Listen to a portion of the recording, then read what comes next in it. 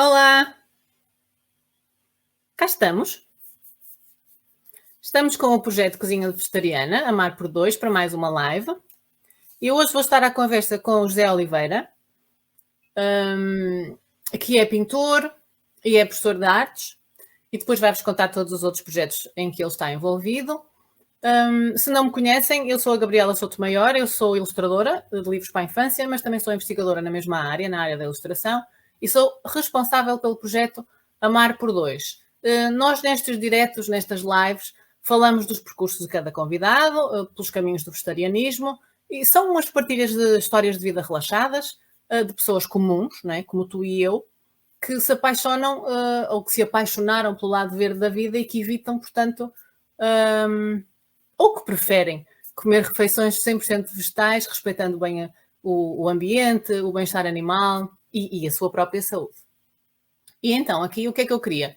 Queria pedir-vos para, quando aparecerem, dizerem olá, dizerem onde é que estão a falar, que é para a conversa ficar um bocadinho mais animada e nós sentirmos todos mais quentinhos e mais juntinhos um bocadinho. Nós hoje vamos ter... Olha, já cá está a gente, que bom, coisa tão gira. Eu quero pedir-vos então que vocês coloquem um gosto na página do Facebook do Projeto Amar por Dois e que subscrevam o canal, para assim não perderes os vídeos que vão sendo lá publicados, nem os conteúdos. Eu espero que estas partilhas te inspirem a continuar ou a começar uma caminhada mais leve e mais livre e com muito sabor, sempre com muito sabor. Vamos então passar agora a conhecer o José Oliveira, que está do outro lado do ecrã. Olá! Olá! Eu costumo pedir a todos que digam um bocadinho só assim de quem são, porque quem nos está a ouvir se calhar pode não te conhecer, e assim fica só a saber quem és um bocadinho. Ora vá. Okay. Quem és? Olha, quem sou eu? José Oliveira, mais conhecido por Setor Zé, pelo menos pelos seus alunos. Sou professor de artes há já mais um bocadinho do que 25 anos, portanto não é brincadeira. Formado na Faculdade de Belas Artes do Porto, fiz lá também o meu mestrado em pintura. Um percurso de 25 anos de carreira docente que faz-me pensar que durante muito tempo fazia uma certa confusão que me chamassem de professor, que achassem que a minha carreira era de professor, porque me parecia que era uma coisa que eu fazia por mais necessidade do que se calhar vocação, mas entretanto percorreu a minha vida, foi sendo esta, não é? E acabei por, de facto, não ser outra coisa que não professor, não é?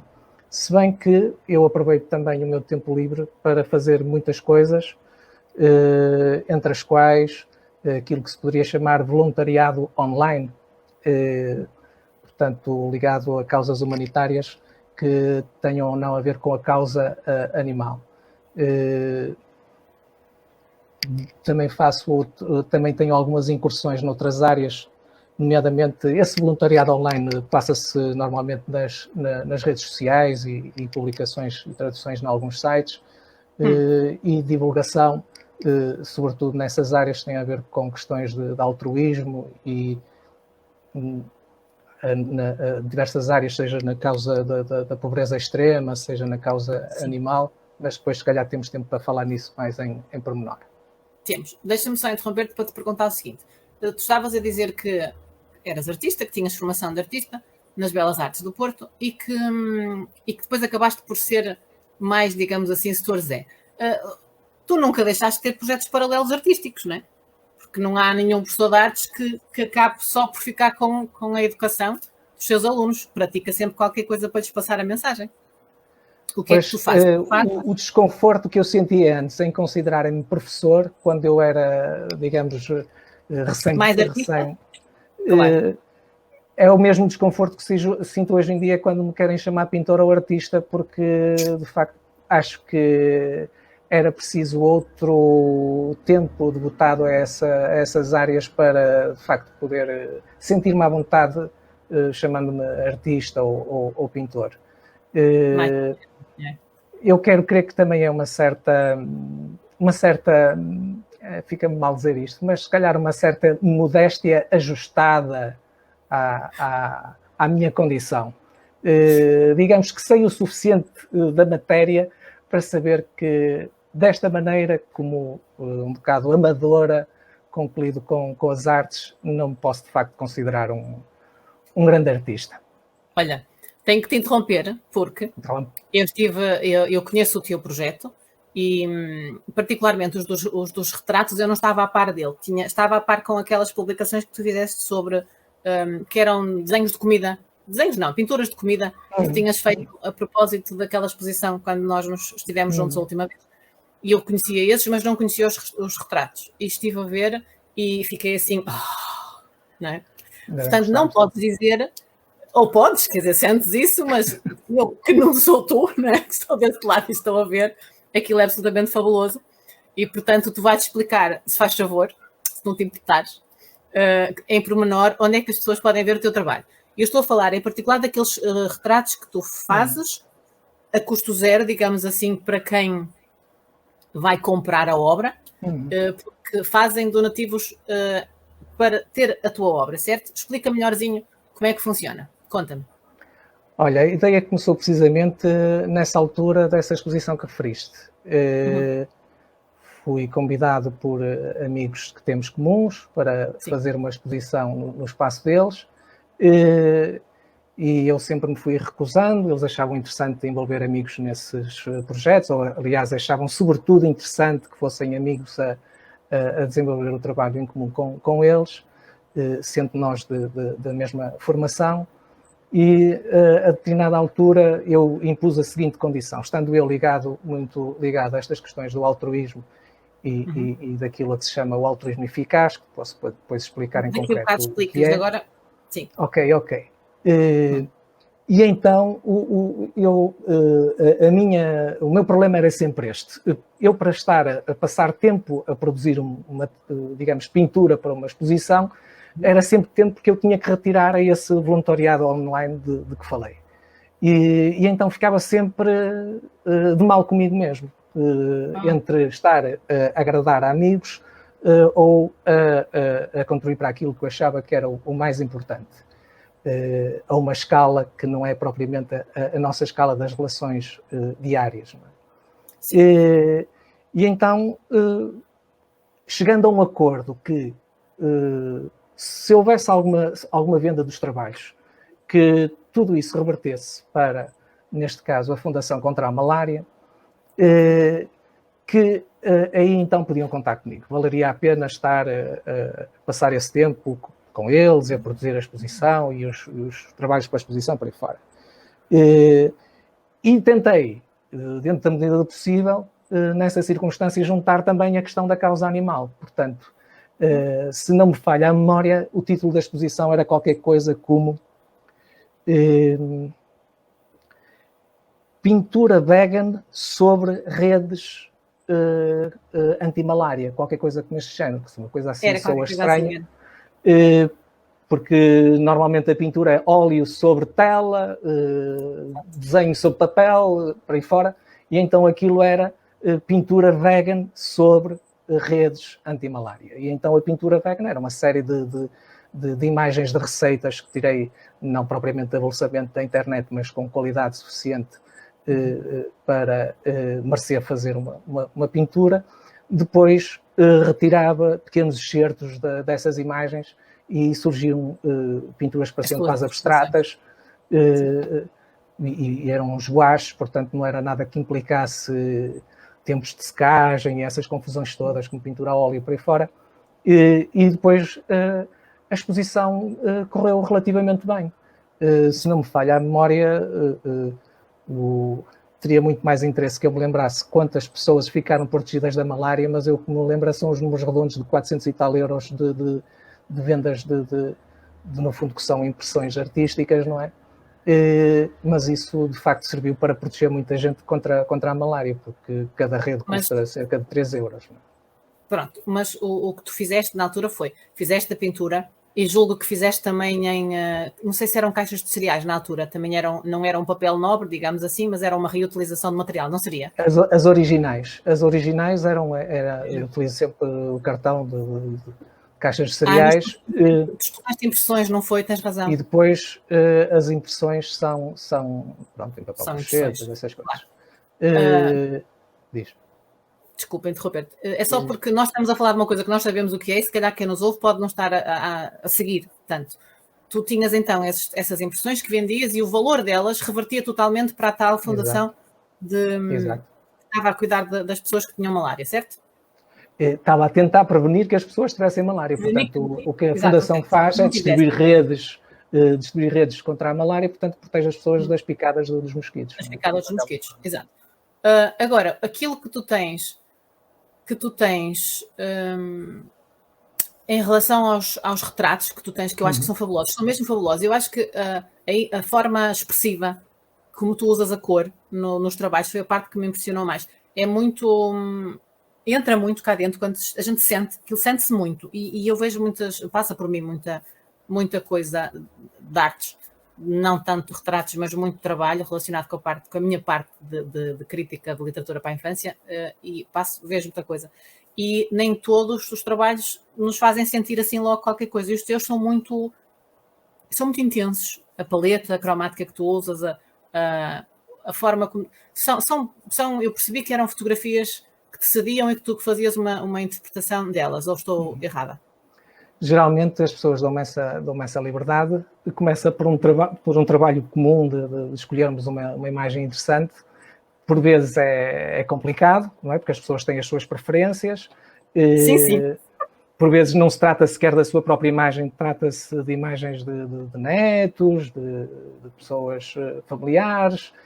Olha, desculpa interromper-te, mas há dias houve alguém que pediu arranjem umas fotografias de um pai com a filha, porque o importante era a filha para o dia do pai, era uma coisa assim. A fotografia era um ponto de vista de baixo, estás a ver, de alguém que estava no chão e que tu só vias o joelho. A fotografia em termos de composição era quase só um joelho e a cabecinha aqui, imagina que toda eu sou um joelho e aqui atrás tens uma cabecinha que era do pai e da criança.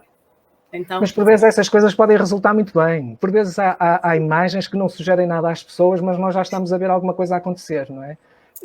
E por vezes é difícil transmitir isso à pessoa, que quando nós vemos uma imagem que aquilo para nós já é uma pintura na nossa cabeça e a pessoa acha, não, mas eu não gosto tanto desta, gosto mais desta, e depois para nós é uma decepção ter que pegar Por acaso não tenho tido esse... Estou-me aqui a queixar de barriga cheia. Não tenho tido esse problema, felizmente. Tem sido...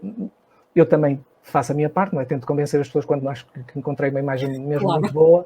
E, no fundo, o que elas querem é a imagem desse ente querido. Acabam também por ficarem satisfeitas, julgo eu, normalmente quando vem o resultado, pelo menos é isso que transmitem. E depois há esse trabalho de procurar... não é fazer uma reprodução de uma fotografia, não é? Porque isso não terá grande interesse. É o trabalho de fazer, de facto, com que aquilo seja uma pintura interessante. Nesse aspecto é que, de facto, eu teria que ter muito mais trabalho nessa área para, de facto, dizer que chegava ao fim e que está aqui a obra.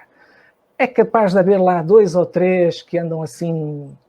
E as últimas coisas que tenho feito, como já tenho feito com outro sentido, e que por vezes as pessoas me permitem uma certa liberdade, ultimamente tenho feito umas coisas que até em termos de cor, parece que estou a regressar a coisas que fiz no secundário, o que parece estranho. E ao mesmo tempo, se calhar não. A autocrítica é uma coisa medonha. Nós não podemos estar sempre a fazer esse juízo. Quem te vê gosta. Ok. E eu não desgosto, como é óbvio, porque senão o nosso trabalho é no fundo, estar sempre a tentar... Mas nós pomos sempre defeitos, não é? A gente acaba um trabalho e diz, se eu não tivesse que entregar agora, se calhar ainda seria diferente. Pronto. Principalmente quando há este constrangimento que é o tempo. Não é? Sim. Eu a proposta que faço às pessoas, a elas que compreendam que... pensem, os moldes em que eu apresento a coisa isto demora mais ou menos 10 horas a fazer.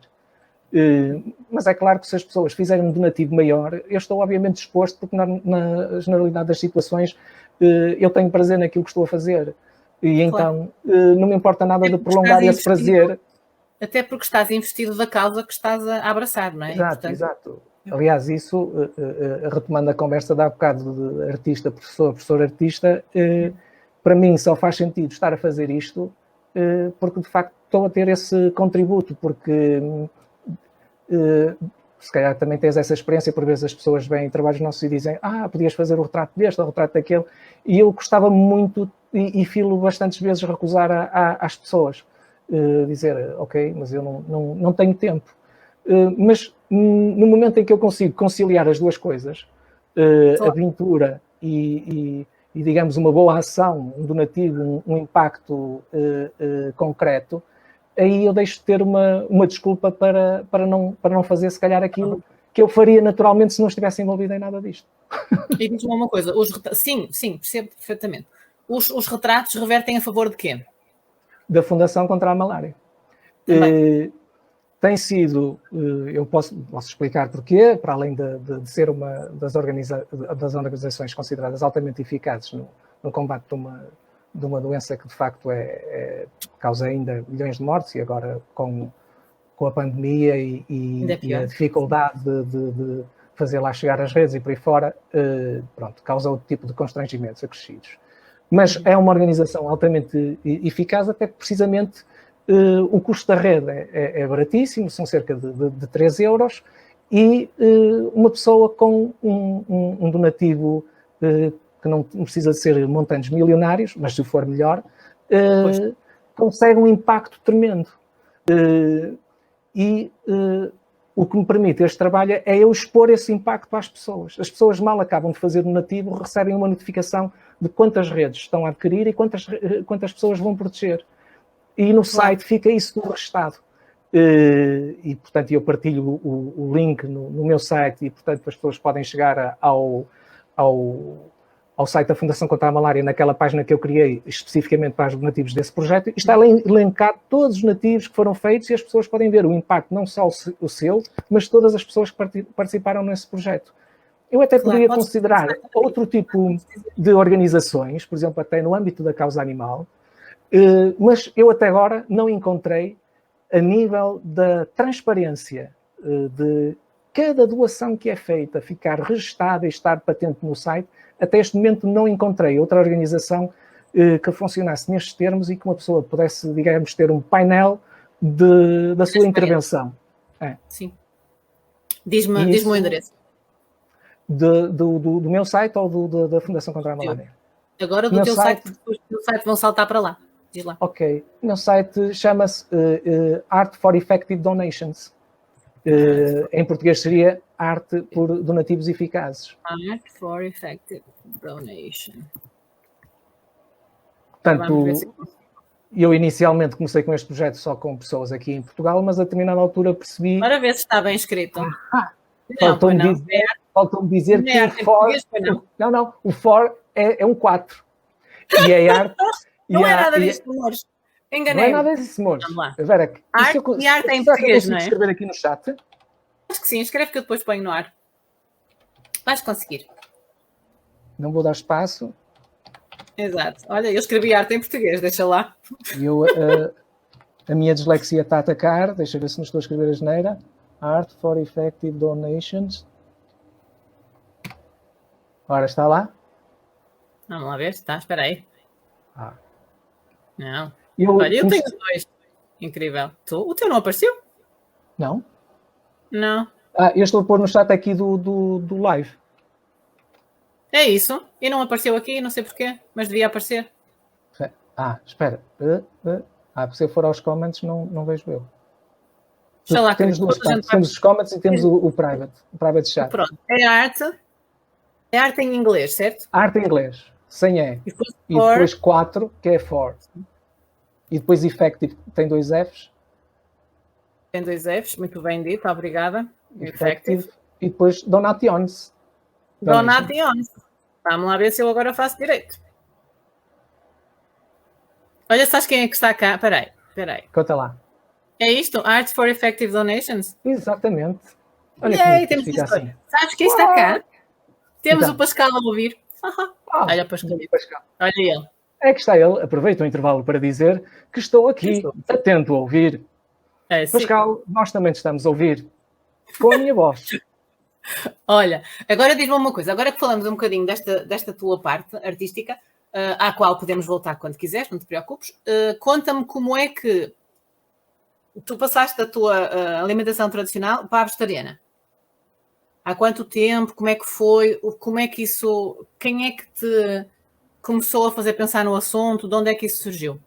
Olha, primeiro posso dizer que, enquanto professor, deve ter sido das poucas coisas que, nos momentos da apresentação, no início do ano e isso, quando os alunos me diziam que eram... Eles partilham muito das suas coisas, por vezes até demais, mas... quando eles me diziam... aliás, eu hoje já fiz uma série de avisos, que era não me ponham nervoso, que eu logo vou ter um live. E fartamos de nos rir à conta disso. Mas, nesses momentos da apresentação, quando eles diziam coisas como, isto já há uns anos, diziam coisas como, eu sou vegetariano, digamos que era dos poucos momentos em que eu sentia que o mundo estava a ultrapassar-me. Mas eu estava a ficar para trás. Qual é a franja dos seus alunos de idade? Nessa altura era pessoal do secundário. Olha, bem bom. Os primeiros. E nessa altura, há uma dúzia de anos atrás, ou isso, quando me diziam isso, eu de facto sentia-me que estava a ficar para trás. Mas o estranho são estas... Mas não eras vegetariano na altura? Não, por isso mesmo. Okay. Eu sentia... mas o estranho, que era o que estava a dizer, que devem ser este tipo de dissonâncias cognitivas, nós temos a noção que sabemos como é que as coisas se passam, temos a noção que a maneira como a comida nos chega à mesa, se calhar não é a mais eticamente correta, digamos assim, e portanto sabia que havia qualquer coisa errado em eu ter alunos que eticamente eram mais responsáveis do que eu, e eu não conseguia pôr o dedo na ferida. Eu não conseguia pôr um dedo na ferida no sentido de dizer assim, calma, se eles têm este tipo de comportamento e parece-me que é o mais correto, porque é que eu não tenho? Portanto, não foi, infelizmente aqui não foi um dos felizes casos em que o professor pode aprender com os alunos. Foi uns tempos... Tu mais tarde deste conta que aquilo já te fez confusão na altura, não é? Sim. Pois. Por alguma razão eu estava a sentir, sem eu conseguir, digamos, teorizar muito, por alguma razão eu estava a sentir que estava a ficar para trás de alguma maneira, não é? E depois, uns 2 ou 3 anos mais tarde, ou isso, numa leitura que eu fiz, um livro que se chama A Vida que Podemos Salvar, de Peter Singer, que ironicamente no sentido em que eu vou explicar a seguir, é um autor altamente reconhecido pela sua defesa da causa animal. Aliás, no meados dos anos 70, escreve um livro, Libertação Animal, que ainda hoje é considerado uma espécie de uma bíblia do vegetarianismo. Mas eu chego ao Peter Singer e chego à questão do veganismo por um livro que tem a ver com a pobreza extrema e com a nossa obrigação, segundo, digamos, a posição do Singer, a nossa obrigação de fazer o que nos for possível para ajudar a acabar com a pobreza extrema. Nomeadamente... Mas então, desculpa, o livro chegou-te às mãos por causa da pobreza. O livro chegou-me às mãos, aí teria que recuar mais um bocado, mas aí se calhar a história começa a tornar-se muito longa. Mas a questão é que o livro é sobre a pobreza extrema. E eu cheguei à questão do veganismo, porque no livro tem um parágrafo em que diz algo como as pessoas consomem 4 a 5 vezes mais daquilo que são os recursos naturais por consumirem carne e não diretamente aquilo que serve de alimentação a esses animais. Tal e qual, sim. E digamos que essa frase começou a ecoar muito na minha cabeça. É claro que muitas partes desse livro ecoaram muito na minha cabeça. Aliás, a partir daí, para tu teres uma ideia, eu li aquele livro o livro saiu em junho de 2011, eu li-o em julho de 2012, em julho desse mesmo ano, e em agosto desse ano eu já estava a divulgar esse livro em grupos e páginas no Facebook. Foi aí que começou este voluntariado online. Não é? Quando faz impacto, não é? Claro. Repara, a leitura do livro foi... Aliás, olha, não é mais nada. Está aqui. Estás a ver? Mostra, põe para o outro lado mais uma nica. É isso. Pronto. É isso. Quando eu li, repara que eu li isto em 2 noites, praticamente sem dormir. Estive uma semana a que tive problemas em comer, para imaginares o impacto que o livro teve sobre mim. E depois... Até porque depois há aquela parte da revolta do como é que nós fomos capazes de estar até aquele momento sem essa consciência, né? De tal gravidade. Sim, precisamente. Olha o que diz aqui a Soraya. A Soraya diz que se nos tornássemos vegetarianos, a fome no mundo seria erradicada. Que há estudos que apontam que fazendo as contas, não é? Bom, que haveria recursos seguramente para mais de qualquer tempo, a nível de alimentar, claro. E aliás até sobrava. Como sobra e é desperdiçado, não é? E portanto há até mais pessoas, é quase ela por ela o número de pessoas que morrem de fome e o número de pessoas que morrem por excesso, não é? Por obesidades e diabetes e coisas desse género, é quase ela por ela, não é? Portanto, foi uma coisa que me de facto abalou e a partir daí já faz agora este ano 10 anos. Faz agora, estou a ver o comentário do Nuno, faz agora precisamente 10 anos que estou envolvido com a The Life You Can Save, porque o livro originou uma organização internacional que recomenda uma série de organizações e, ironicamente, o Singer, que ficará certamente para a história como ligado à causa animal, também tem esta ligação com as questões da pobreza extrema e o seu site e a organização da Life You Can Save, para a qual também sou voluntário, e me faz passar tipo 90% do meu tempo livre dedicado a estas questões e à divulgação destas questões. Eu, se calhar, entretanto, perdi-me porque estava a contar a história de como é que cheguei ao veganismo. Foi precisamente não perdeste nada. Nós aqui nunca nos perdemos, a gente vai contando, dá a volta e pega no fio, não acontece nada. Foi precisamente com a leitura do livro. No livro e ele falou dessas coisas, tu ficaste sem vontade de comer e depois os passinhos de bebê, como é que foram? Vá. Repara que eu antes já estava a fazer assim uma alimentação em que eu já estava a deixar um bocado de parte a carne e praticamente só comia carne ao fim de semana, com os amigos, em restauradas, por aí fora. E a determinada altura tomei assim uma decisão que eu pensava que era muito séria, dizer não, eu a partir de agora vou ser vegetariano. Nem tinha bem a noção do que era ser vegan, nem nada do género. Para tu veres como eu estava muito bem informado sobre o assunto, uma amiga ofereceu-me o próprio livro da libertação animal e disse-me, olha, não sei se tu sabes que os vegetarianos também não comem peixe.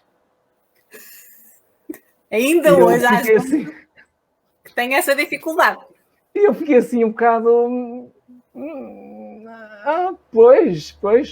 Mas para tu veres também o meu consumo de peixe... Ainda não tinhas lá chegado. E o meu tipo de alimentação, eu comia coisas assim do género que eu achava um petisco extraordinário, assim do género uma sande de eu espero que ninguém fique agora ofendido por eu estar a dizer este tipo de coisas. Espera aí, vou limpar a boca, espera aí, antes de dizeres que vão pensar que eu estou a salivar, não estou. É da conversa anterior. Ora disso. Mas comia coisas, por exemplo, sardinhas em lata, em molho de tomate e picante, numa sande com compota. Tipo, ai, que horror! Achava ótimo.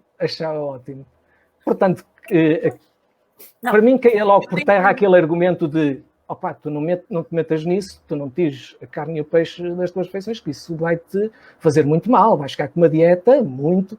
Bem, como é óbvio, a dieta melhorou e muito. Claro. Depois eram aquelas pequenas coisas do género, porque eu não me queria, obviamente, agarrar nem a ideologias, nem a radicalismos, e então era um bocado às apalpadelas. E notei que houve tempos que comia doces, por exemplo, com ovos, e nem sequer pensava que aquilo dava ovos, percebes? E tive depois, por exemplo, episódios em que pessoas me diziam, não, tu vais comer o bolo de anos, vais comer o bolo de anos, então o bolo de anos foi feito o bolo de anos, vais comer o bolo de anos. E eu, até determinada altura, acedia a esse tipo de chantagens psicológicas. Mas depois comecei-me a perceber que eu podia comer todos os dias, durante anos, refeições 100% vegetais, como tu anunciaste.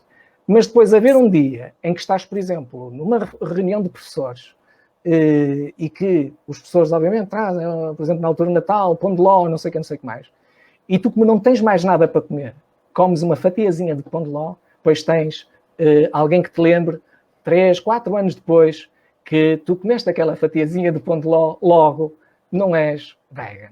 Portanto, eu percebi que estava a prestar um grande desserviço a exigir nessa minha gludice ou momento de fraqueza, que era perfeitamente evitável. Era uma má publicidade que eu estava a fazer. Não era nada. Sim, eras uma má publicidade para os que são extremistas, mas tiveste 99,9% das vezes a praticar uma alimentação melhor para ti e para o mundo. Não é? Exato. Aquele momento... Eu acho que as pessoas também não se devem colocar fasquias demasiado altas, porque isso pode dissuadir a pessoa sequer de praticar esse tipo de dietas, se a pessoa considera isso como uma dieta, não é? Eu acho que o veganismo é mais do que isso, não é? Eu chamo isto de sim. Exato. E, portanto, colocar por vezes fasquias demasiado altas. Eu, a primeira vez que ouvi alguém dizer que eu sou 90 e tal %, mas dava um número preciso, 90 e tal % vegan. Eu ri-me, porque achei aquilo extremamente estranho, do género. Então, a pessoa ou é ou não é. Mas a pessoa pode fazer... há coisas que nós quase que não decidimos conscientemente, não é? Por vezes, sei lá, eu já fui jantar a um sítio e depois estava a relatar que, como me tinha sabido bem, não sei o quê, umas batatinhas assadas, e alguém me disse, pois, provavelmente soube-te bem as batatinhas assadas, porque aquilo foi regado com molho de carne. Sim, não está... Já me aconteceu igual. Eu uma vez comi uma sopa no restaurante, comi uma sopa, pedi e disse, pá, que sopa, mesmo já há muitos anos. E comia depois a refeição, que era só o acompanhamento, naquela altura estávamos numa churrasqueira, e o pessoal estava a comer os ossos e eu a comer os acompanhamentos, que era arroz e legumes e tal. E o senhor chegou e eu disse, a sopa é espetacular, haga-me outra. Comi uma sopa no final, uma no início e... Né? Acabo de comer a segunda sopa e digo, olha, tenho mesmo que saber como é que é, porque ela é tão boa, diga-me o que é que tem a sopa. Uma chouricinha. Quase. Se calhar antes fosse, não, mas não era o caso. Eu sinto que é um bocadinho pior.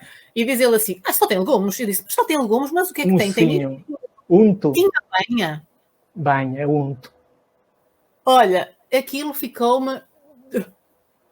E eu, nesse caso, nunca soube se teria ou não, mas uma pessoa é para perceber que há certas escolhas que não são sequer conscientes, uma pessoa não tem conhecimento, não é? Mas depois há... Estas não são, mas repara, há dias eu tive uma conversa com uma amiga,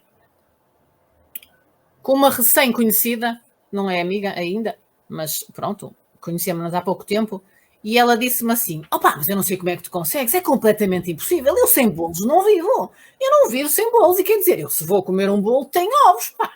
E eu olhei para ela e pensei, estás a falar a sério? Eu não consegui perceber se ela estava a brincar comigo. Eu disse, mas estás a falar a sério? Ela, sim, não posso viver sem bolos. Eu disse, está bem, porque não possas viver sem bolos, eu compreendo, porque eu próprio também como bolos todas as semanas, são saudáveis, mas como bolos todas as semanas, não é por aí. Mas há bolos sem ovos, disse-lhe eu. Eu até achei que estava a chamá-la de estúpida, não era a minha intenção. Mas ao dizer uma frase tão básica, achei que ela estava a brincar, ao dizer que não era possível, porque depois ia comer ovos. Eu disse, mas é possível. E ela ficou, como é que é possível? E eu disse, assim, há à venda, mas é um bocadinho mais caro. Mas eu faço, tu fazes, não consigo.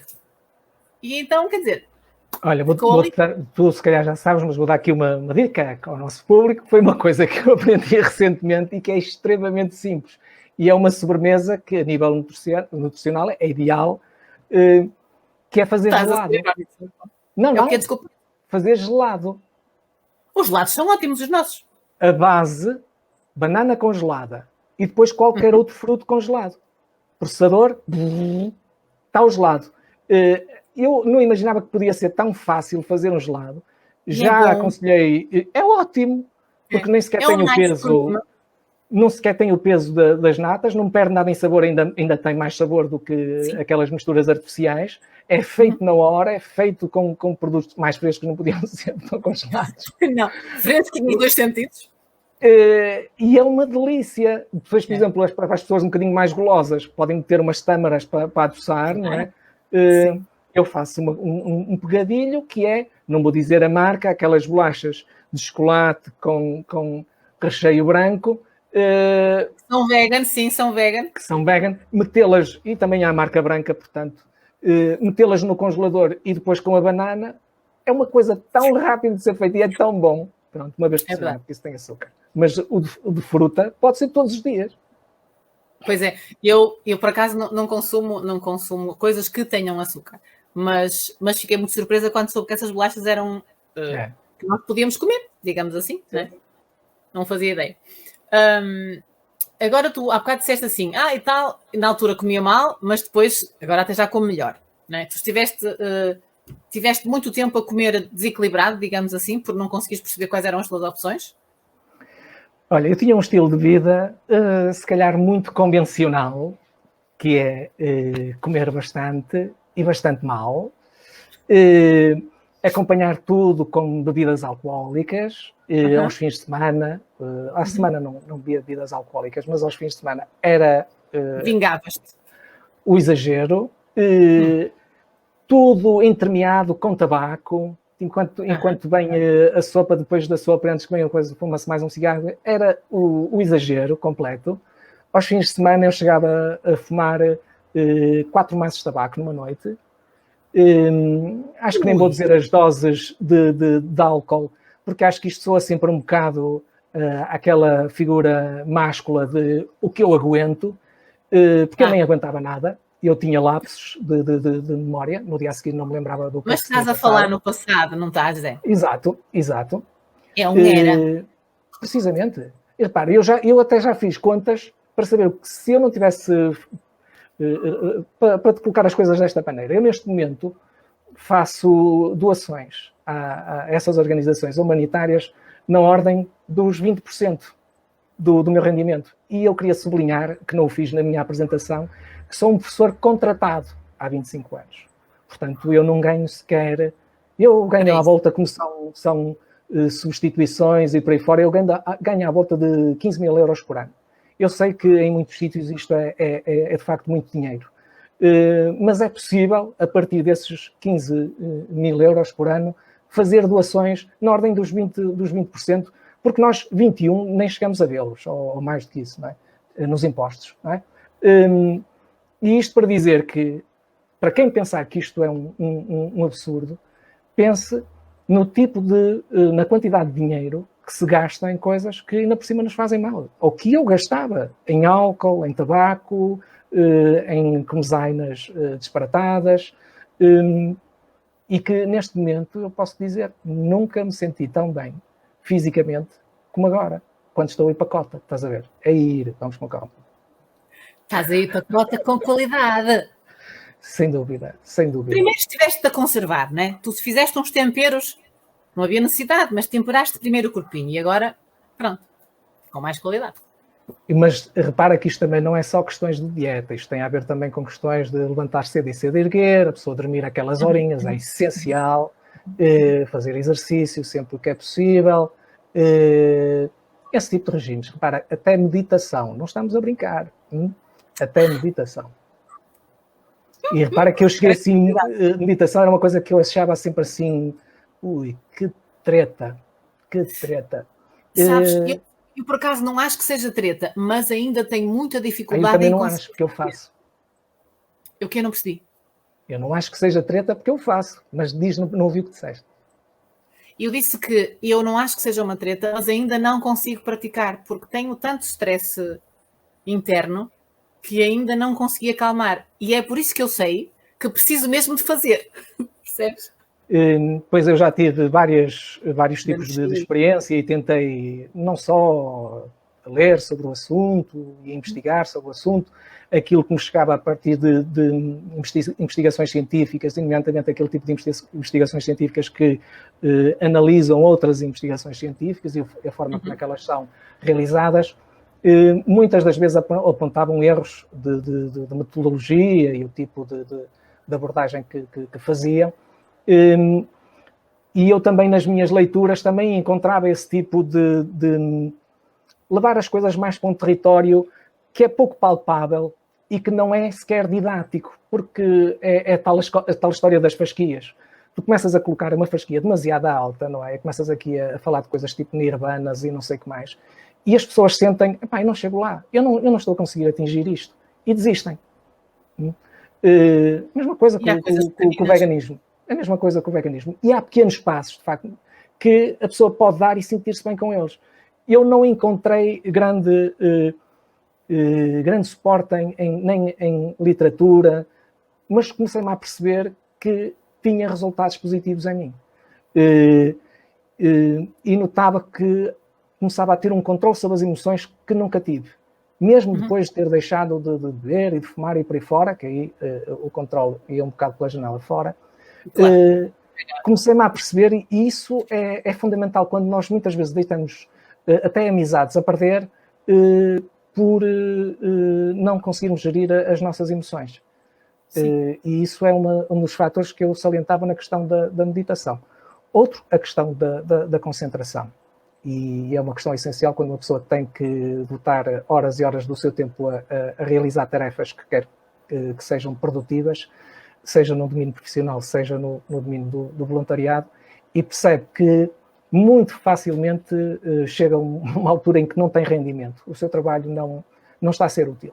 E aí é preferível a pessoa travar e relaxar um bocado e depois voltar com outro foco ao trabalho, não é?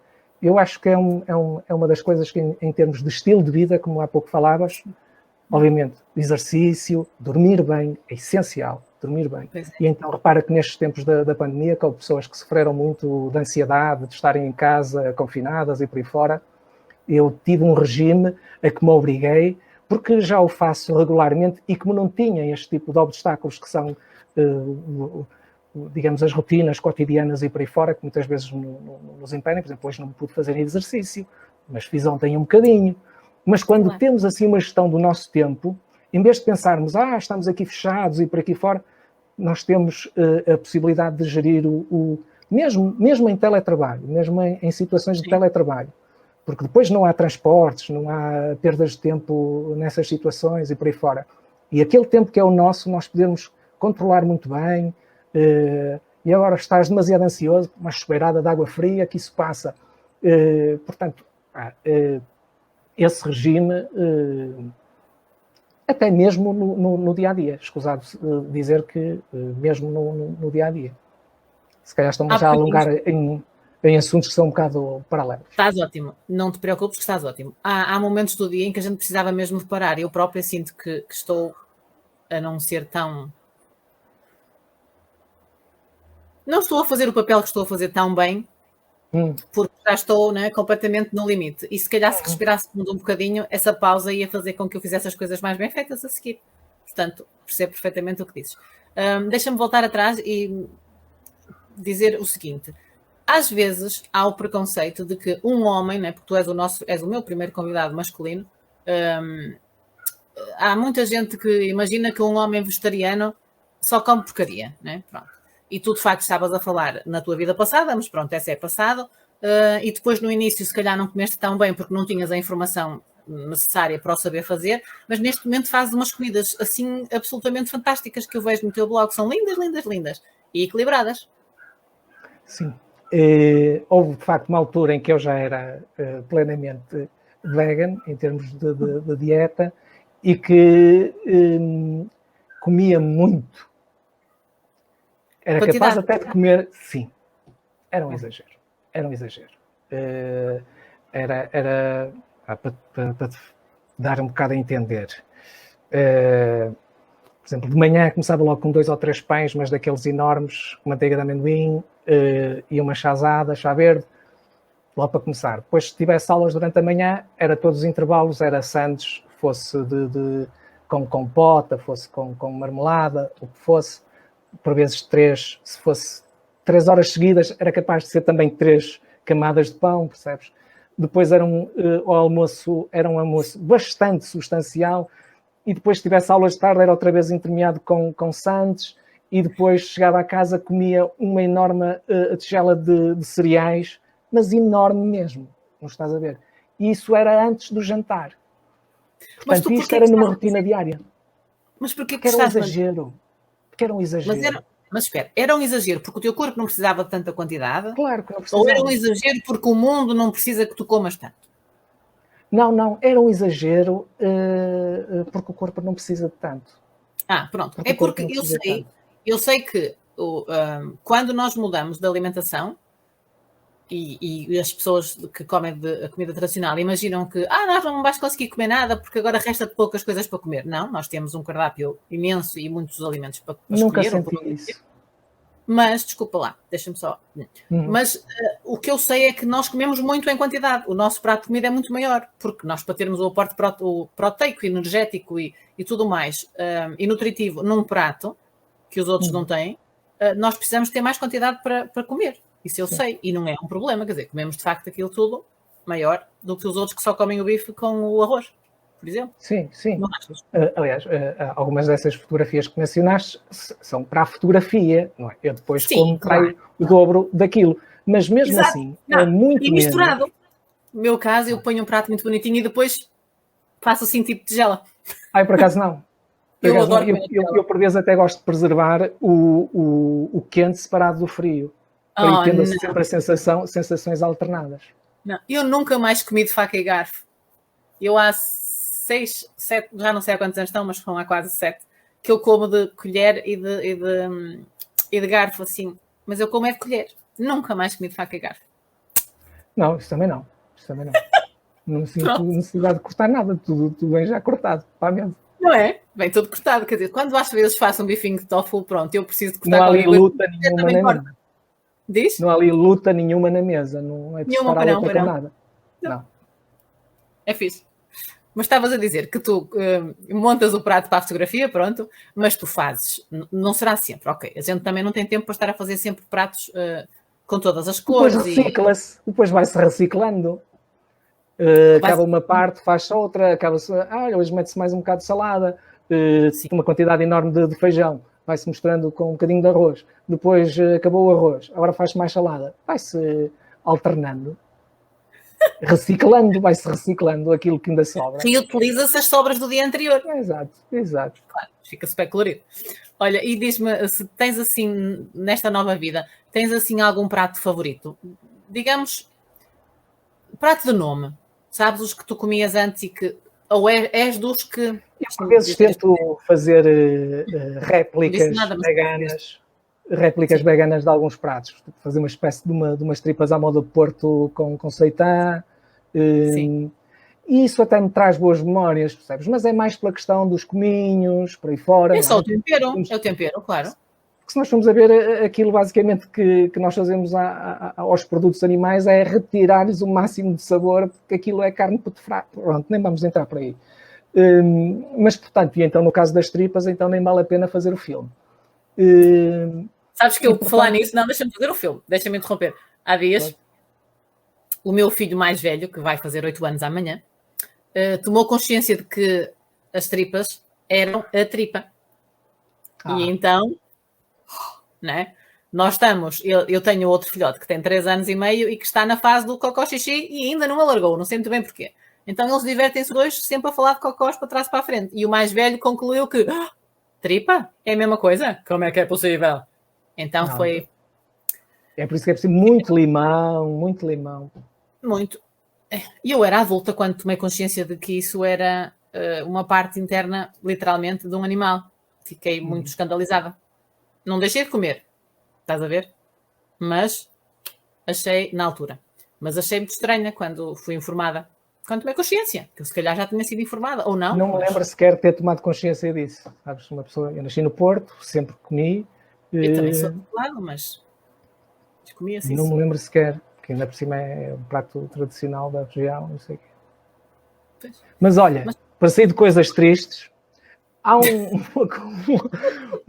um tempero muito interessante. Isso não será propriamente original, mas é uma versão que eu faço de algumas coisas que por vezes vejo fazer, que é uma espécie de um molho para massas, que é à base de amendoim e molho de soja.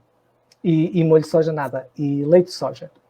E depois, por vezes, até pode levar um bocadinho de molho de soja, até para dar sabor ao molho inglês, por aí fora. E descobri que misturando umas passas e triturando tudo, naquela papeleta e deitando assim numa massa, é muito bom. É muito bom. Muito interessante. Eu faço assim uma molhanga para massa, por exemplo, com couve-flor e levedura nutricional, por exemplo, alho.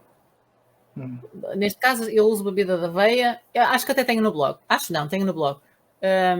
Que é bebida de aveia com... como é que se chama aquela coisa branca que ainda agora disseste? Estou tão cansada, estás a ver? Como é que se chama a coisa branca? Couve-flor. Ai, couve-flor. Foste tu que falaste. Eu disse, mas estou cansada, já não me lembrava. Estás a ver? Ganhei-te. Então, tinha alho e levedura nutricional. Isso tudo desfeito, fica uma espécie de líquidozinho e dá para uma massa assim espetacular. Não é preciso grandes coisas. Alho. Muito bom. Fica bom. Olha, esta senhora é tua? Não estou a reconhecer assim, de repente, com os olhos em estrela, não estou a reconhecer, mas fico... Pronto, exato. Pronto. É para dizer olá, Luísa. Olha, aqui a Soraya, há bocado, por causa da nossa conversa, que tu estavas quando te disseram que o peixe era, pronto, animal. Ela também já me fizeram esta brincadeira de anunciaram com antecedência. Nesse foi um dos casos em que os amigos tiveram consideração, anunciaram com antecedência: olha, veja lá que vão receber aqui uma pessoa doente, não comem a mesma coisa que os outros. E então eles vieram, temos aqui uma saladinha com atum, é o típico, não é? Parece anedota, mas é a realidade. É triste, é muito triste. Olha, agora diz-me uma coisa, a família incomodou-se ou nem por isso? Como eu essencialmente só me incomodo a mim mesmo com estas coisas, não incomodo os outros com isto. Eu acho que ao longo dos tempos as pessoas foram-se habituando, amigos e por aí fora. Mas eu não quero saber... Olá, Martim. Olá. Oh, Martim foi tão simpático. Olha, mas eu não quero saber da parte do... Ao longo do tempo foram-se... Estava-te mesmo a perguntar se houve assim... Quando se começa, não é? Já era maior vacinado, repara. Foi há 10 anos, eu tinha 40 anos. Tia do Martim, Luísa Fernandes, muito obrigado. Ainda bem que o Martim... Obrigada, Luísa. Pôde estar. Que não se deite muito tarde, que amanhã é aulas. Pois é, de algum jeito. Mas o que eu tenho notado é que consegui arrastar alguns dos amigos, não digo para o veganismo, mas para algumas refeições mais saudáveis, porque as pessoas também já não vão para novas e depois começam a abrir um bocado o olho. Em vez de irem fazer plásticas, pensam se calhar se eu comer melhor a coisa funciona. Não é? Mas então tu não conseguiste contagiar ninguém assim completamente? Se queres que eu te diga, eu tenho uma certa aversão ao termo ativismo. Olha, mas ativismo... Eu prefiro muito mais. Aliás, os ingleses têm o termo animal advocate, ou advocacy, animal advocacy, que no fundo se traduz melhor para defesa da causa animal. Em prol, eu prefiro muito mais esse tipo de abordagem. Se calhar também estou a dar sim, Pascal, pizza sem queijo, claro, e com e nós tínhamos um amigo nosso que mesmo quando que ele não é vegano e que não pode comer queijo, comia pizza sem queijo, que os outros achavam, mas isso é só pão, pá, isso é só pão, o que é que tu estás a fazer? Não, mas nós fazemos pizza com queijo de casa cá em casa, por exemplo, eu faço queijo, fica qualquer coisa, melhor que qualquer uma pizza da rua. Por acaso queres te diga, a não ser as francesinhas vegan, que depois aquilo vai com aquela molhanga muito ativa, eu nunca fiquei assim muito convencido pelos... Se calhar, também não tenho grande experiência na área dos queijos vegan, mas nunca fiquei muito convencido com aqueles que provei. Eu não sou muito apreciadora de queijo, do sabor dos outros queijos. Não era uma pessoa que gostasse de vários queijos. E então só eram assim uma coisa simples, dos mais básicos, né? Aquela bola de queijo, pronto. Era mais isso que eu... Mas eu gostava, mas hoje em dia só de pensar nisso dá-me a volta à barriga. Não é uma coisa assim que me atraia muito. Eu prefiro mais das versões veganas de queijo, feitas em casa, não as industriais. As que se fazem com tofu, por exemplo, que é tofu com tempero que depois fica com um bocadinho, sei lá, de agar-agar e ele fica mais duro e dá para partir. Mas temperadinho. Estou a ver que estás num nível superior ao meu, o que é que és que eu te faça? Estás num nível superior, já vais nesse tipo de mas seguiste? Conseguiste seguir? Nunca, que é para depois fazer também. Nunca tentei fazer queijo e normalmente as coisas que faço são coisas mais para o rápido, sabes? E é muito com base. Aquilo que vais ver daquelas imagens, eu por vezes vou para a cozinha, não sei o que é que vou fazer. Mas eu também faço assim muitas vezes. É um ingrediente qualquer, é uma couve de Bruxelas. O que é que a gente vai fazer à volta disto? É um bocado... O que é que dá para fazer? É um bocado na base da inspiração do momento e aquilo a minha melhor amiga na cozinha é uma frigideira antiaderente. E eu abro... Os meus planos são não ter plano. Eu abro o frigorífico e digo, deixa cá ver. E tenho a frigideira, não é? E então começa-se a partir e vai-se pondo. E depois variam-se os temperos. É o nosso wok. Eu no outro dia tentei fazer assim uma coisa meio oriental, pá, com cogumelo shiitake, pela primeira vez rebentos de soja fresquinhos e não sei o quê. Pá, mas não é a mesma coisa. Eles têm o wok, aquece por todo, não é só a parte de baixo. Temos que andar ali sempre. Mas eles têm se chama assim, não é? Nós, para termos o nosso fogão, só temos aquela coisa plana, não é a mesma coisa. Mas olha o que diz aqui a Maria. Deixa-me interromper, desculpa. Maria diz assim: extraordinária reação das pessoas, deixa-te de fundamentalismos. Mas o que é que te aconteceu? Não é? Pois, imagino que sim. Para mim, é muito mais fundamentalista aquele que desconsidera o sofrimento e em tão larga escala, não é? Mas, de facto, eu estava há pouco a dizer que não me considero ativista porque não faço nenhum tipo de ação concertada e para desincentivar os outros a ter determinado tipo de comportamentos, mas acho que uma postura, se calhar que bem da experiência como professor, uma postura pedagógica e informativa, e acho que um bocado como aconteceu comigo, a informação chegou-me às mãos, bem, de uma forma bem explícita, clara, bem explicada, e isso fez-me mudar a minha maneira de ser. Não acredito que isso de facto funcione com toda a gente. Daí muitas das iniciativas que de facto têm impacto no domínio da causa animal hoje em dia são iniciativas que são por parte de organizações que mudam comportamentos face, por exemplo, estratégias face a corporações, grandes corporações, nomeadamente a fast food e por aí fora, em que expõem a forma como os animais são tratados e, de repente, elas vêm-se um bocado obrigadas face a uma censura moral coletiva, não é? Hoje em dia, com as redes sociais e por aí fora, vêm-se um bocado obrigadas a mudar determinado tipo de comportamentos e de formas muito mais de tratar os animais. Mas repara, essa forma de ativismo tem os seus ecos, não é? E é positiva naturalmente, e eu pelo menos respeito muito quem consegue fazer esse tipo de ativismo que eu não consigo. Mas quem muda pela pressão que tu acabaste de dizer de moral, né, dos outros, se calhar daqui a uns anos regressa ao que estava, porque não foi com a sua consciência, foi porque foi pressionada. Percebes o que eu quero dizer? Eu acho Quem se sente pressionado moralmente para dar o passo? As pessoas sentem-se muito mais pressionadas socialmente de ter um comportamento normal.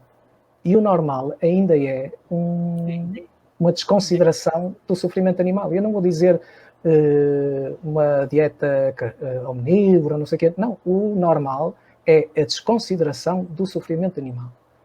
Sim. Nem sequer pensar. não se quer equacionar isso. É não pôr Deixa-me na relatar mesma... isto. Deixa-me relatar o cão isto. e o gato.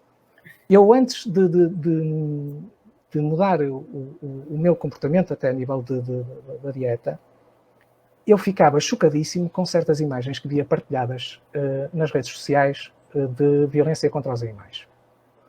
E digo literalmente, eu chorava baba e ranho a ver esse tipo de imagens. Posso dizer que hoje em dia não as vejo, recuso vê-las. Quando percebo o que é, não quero ver. E até acho mal aquele tipo de organizações que começam com um desenho animado e depois a seguir apresentam imagens chocantes. Não me parece bem. Mas eu tenho plena consciência que houve alturas em que eu via esse tipo de imagens e que ainda tinha comportamentos que provocavam aquele tipo de sofrimento. E ainda não tinha ligado uma coisa com a outra. Mas isso é o que e não me achava propriamente uma má pessoa por ter esse tipo de comportamento. Mas no momento em que aquilo fez clique, e eu já ouvi isto relatado, é o tal aha moment. Sim. Não é? Sim. Aquele momento do aha, desde que se fez luz. E eu acho que a pessoa vive um bocado mal quando volta para trás. Mesmo que o faça, acho que vive um bocado mal consigo. E acho que acaba por ser até pedagógico, uma pessoa volta e meia, vou ler um livro ou um artigo sobre causa animal, porque a pessoa lembra-se porque é que faz determinado tipo de sacrifícios, se é que o faz. E a pessoa percebe porquê. Porquê os ovos? Porquê as galinhas naquelas condições, aos milhares, em circunstâncias que nós, em termos humanos, era inconcebível, não é? Mas nós conseguimos lidar com isso. Há um artista, eu agora não estou a lembrar do nome, mas há um artista que faz umas fotomontagens, não sei se são fotomontagens, eu acho que se calhar são mesmo em estúdio que ele cria aquelas composições, que faz comparações de essas boxes onde estão os animais, não é? Na indústria... e depois com pessoas. Indústria, não me está a palavra, não vem também. De exploração animal, exato, era isso. Faz esse tipo de montagem com pessoas, não é? Tu tens Sabes um porco a ser sugado para fazer leite para não sei o quê, ou para... Não, o porco não é leite. Sabes que também há estudos nesse âmbito que dizem que é desaconselhável fazê-lo. É desaconselhável... Desaconselhável o quê? Desculpa. É desaconselhável apresentar imagens de animais em sofrimento e compará-las com o sofrimento humano, nomeadamente a escravidão e esse tipo de coisas. É desaconselhável, é contraproducente a nível da mensagem que se pretende fazer chegar às pessoas. Porque isso gera mais antipatia até pela publicação e por quem a está a difundir, porque acha que não é legítimo comparar esse tipo de sofrimento, porque nem sequer se está a perceber a escala. Porque a questão aqui, sobretudo, é a questão da escala. Repara, eu não tenho números assim fixados, mas há números como numa semana morrem mais animais para o nosso consumo do que existem pessoas no planeta neste momento. Portanto, e as pessoas não estão todas em sofrimento, como é óbvio, nós estamos aqui bastante bem. Mas esses animais todos que foram criados para o nosso consumo viveram uma vida de terrível sofrimento. E não é só portanto, isso, a vida desses... A escala é brutal. A escala é brutal. As pessoas não têm a noção, quando estão a ver esse tipo de imagens que põem um indivíduo e outro indivíduo, é uma comparação desigual, porque obviamente as pessoas têm tendência para achar o sofrimento humano muito mais relevante. Mas, repara, tu estás a falar da vida do animal e a vida do... Também não sei números, porque não fixo, só fixo a essência da coisa, mas a vida de um animal de pecuária é assim, imagina 2 anos, e a vida dele poderia ter 10, de morte natural, né? Aquilo que nós achamos que é a vida dele, não é a vida dele. Ele passa aquele bocadinho enclausurado, naquelas condições terríveis. Até porque o maior número até morre logo à nascença, se formos pensar, por exemplo, no caso das galinhas, não é? Os pintinhos machos morrem logo à nascença. Sim, mas quase ninguém sabe disso. E eu fiquei escandalizada quando percebi que havia esse tipo de triagem. A indústria dos ovos é logo isso. não é? É os milhares e milhares e milhares e milhares e milhares e milhares e milhares e ficávamos aqui. Sim, e não é são muitas coisas, e depois por exemplo, quando há o transporte dos animais do sítio onde eles estavam a ser criados para os sítios onde vão ser abatidos, no caminho há regras, há umas regras para o bem do animal, em que eles têm que parar X vezes na autoestrada, tem que lhes ser dada água de X em X tempo, e eles não param, né? É sabido, e é por isso que os ativistas que andam no terreno param esses caminhões e tentam fazer alguma coisa por eles, porque esses animais vão morrer, mas há regras dentro do mal, não é? Dentro da tortura que eles passam, há regras para que o seu acondicionamento até à morte seja um bocadinho mais decente. E mesmo assim não é cumprida. Essas leis não são cumpridas, e é qualquer coisa de assustador. Imaginar que o trabalho de defesa... Desculpa, o trabalho de defesa da causa animal que tem mais impacto é no domínio, por exemplo, da legislação. Há grandes organizações com advogados a trabalhar só para a causa animal. E isso tem... Está aqui a Soraya a falar na fiscalização e tem razão, porque havendo legislação que obrigue determinado tipo de mudança de comportamentos, ela é muito mais eficaz do que convencer pessoas uma a uma a serem veganas. Ou, sim, por exemplo, são medidas que a nível organizacional e face às corporações, e assim, ativismo face às corporações, é muito mais eficaz do que mudar comportamentos individuais. Uma pessoa, se tiver uma opção vegan numa grande cadeia de fast food, pode pedir. Se não tiver, não pode pedir. Se for num grupo com pessoas, as pessoas vão todas deixar de ir àquele sítio onde querem ir porque tem lá uma ou duas pessoas no meio que são vegetarianas ou que são veganos, não é? O facto de ter uma opção é extraordinário. E outra das mudanças que é muito eficaz na causa animais é produzir alternativas de carne à base de plantas. E hoje em dia há imensas alternativas, muitas delas que mimetizam o paladar e a textura da carne. E daqui a uns tempos será a carne cultivada, não é? Que já está em grande ascensão, até tem, digamos, as corporações estão a singrar de uma forma extraordinária e crer-se que dentro da próxima década já haverá carne cultivada, pode não ser a um preço ainda para já acessível, mas algumas dessas opções alternativas de carne vegetal já são a preços que já entram assim numa competição interessante. Só não são, infelizmente, aos preços da carne convencional, porque exatamente essas indústrias não respeitam a maior parte da legislação, nomeadamente naquilo que diz respeito ao conhecimento dos animais, a qualidade de trabalho das pessoas que aí trabalham, por aí fora. Olha aqui. Ainda há semana se viu isso, né? Que houve problemas na exportação dos animais e no mau transporte. Desde aqui, sim, de respeito, consideração. Não é só lá fora, não. Há pessoas que pensam que isso só acontece nos Estados Unidos, que tudo o que é mau só acontece nos Estados Unidos. Não é aqui, em Portugal é na mesma. A gente só tem que ir ali, no caso do Porto, ir a Leixões para ver que há muitas coisas estranhas. Olha, a Soraya também há bocado comentou, depois não deu para estar a pôr porque nos ia interromper um bocadinho, mas ela fala que mais do que a escala, pensa que o que é pior é mesmo a prepotência do ser humano achar que a vida do humano é mais valiosa. Lá está. E eu acho que muitas pessoas têm mas isso, lá, a gente acaba por fazer juízos quando está a falar destas coisas. Mas há muitas pessoas que ainda não conseguiram perceber que animal é animal, não é? E minhoca é animal. Nós também somos animais.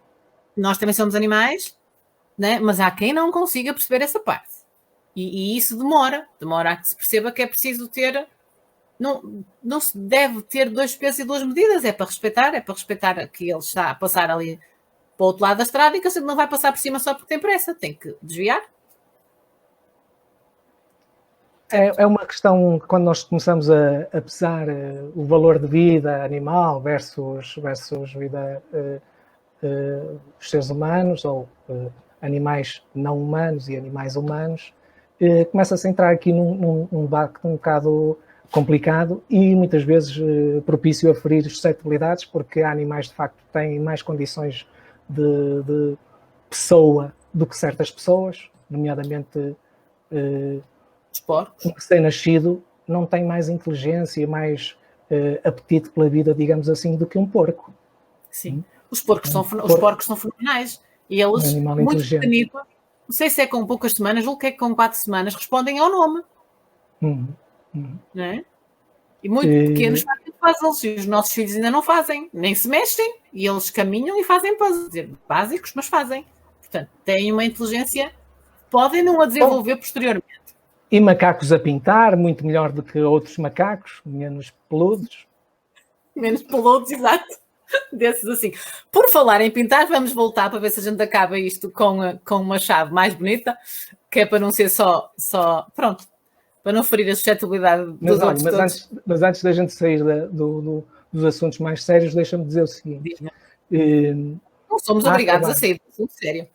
Bom, há trabalho desenvolvido nesta área da ética animal, precisamente por uma organização chamada Ética Animal, que é o Animal Ethics, que também tem versão em português, e que tem conteúdos excelentes em todos os âmbitos. Tem agora até uma secção nova sobre a questão do veganismo, muito interessante, que discute algumas das objeções ao veganismo, e é interessante no sentido até que qualquer pessoa pode ler, porque quando passar por estes jantares de amigos e ouvir alguns são de facto autênticos disparates, mas algumas objeções ou tentativas de objeção ao veganismo, nós também temos alguma coisa para dizer e alguma coisa, se calhar, mais informada para dizer sobre o assunto.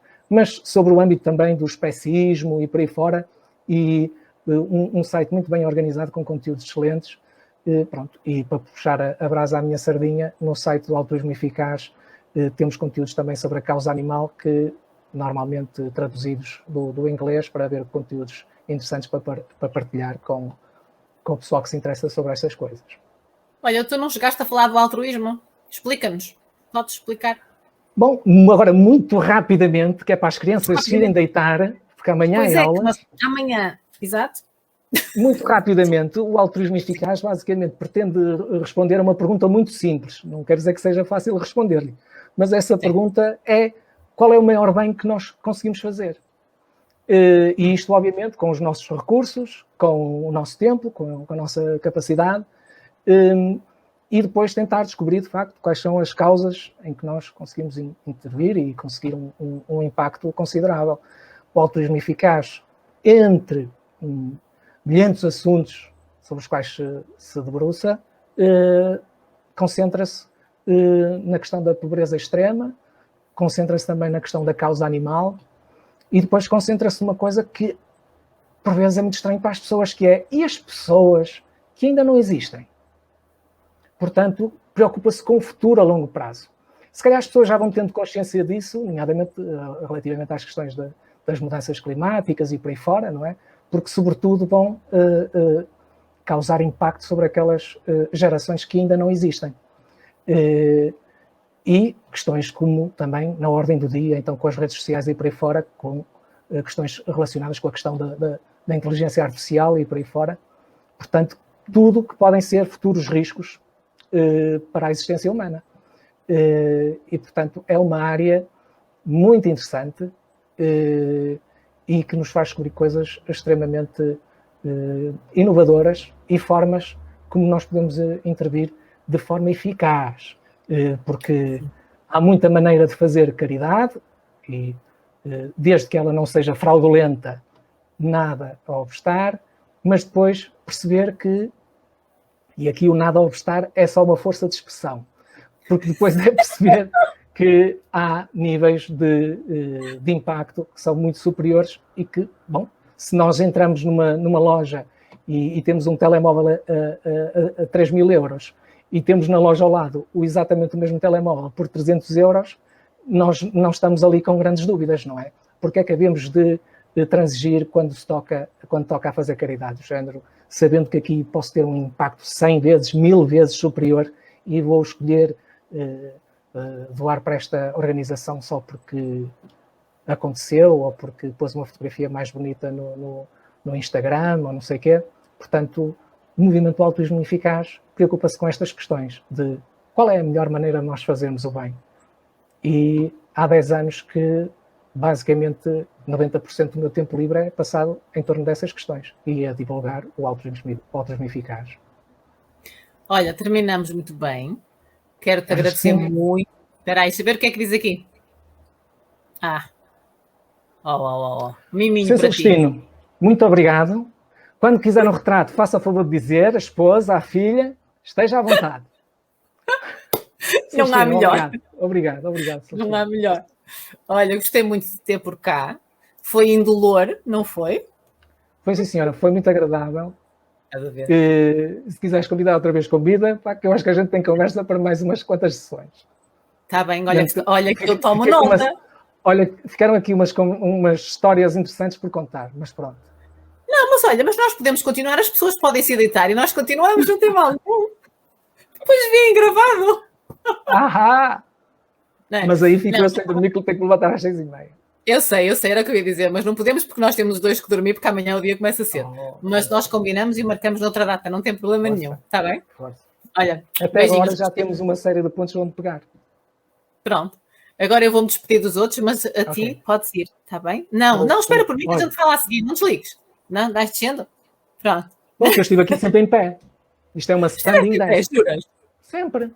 Eu trabalho sempre em pé, à frente do computador. Faz muito bem. Pronto, olha, então eu mais não uma dica. Mais uma dica. Olha, agora vou-me despedir de toda a gente e tu espera só um segundo que eu já falo contigo, está bem? Tá bom. Até já. Olha, meus amores, gostei muito deste bocadinho. Obrigada por terem cá estado. A conversa foi muito boa, não foi? A gente hoje percorreu imensas áreas, falou-se de muita coisa e é muito enriquecedor nós ouvirmos o percurso dos outros e assim fica cada vez mais claro, não é? Que não estamos a caminhar sozinhos e que o caminho se faz devagarinho e caminhando e que não é preciso apontar o dedo porque tudo se faz devagarinho. Eu quero dizer também que o vídeo desta nossa conversa vai ficar disponível no YouTube. Vocês podem ver e rever sempre que quiserem e podem partilhar com os vossos amigos se vocês se identificarem com o que estiveram a ouvir. No Facebook também está, não é? Mas à medida que as coisas, as publicações no mural vão aparecendo, acaba por se perder um bocadinho no feed e então fica mais simples de vocês subscreverem o canal. Ponham um gosto na publicação. É uma forma de nós ficarmos um bocadinho mais juntos e da comunidade do Amar por Dois crescer mais forte. Na próxima semana cá estou outra vez novamente às 9h para mais uma conversa sobre vidas vegetarianas. Até lá, espero que todos fiquem muito bem e beijinhos.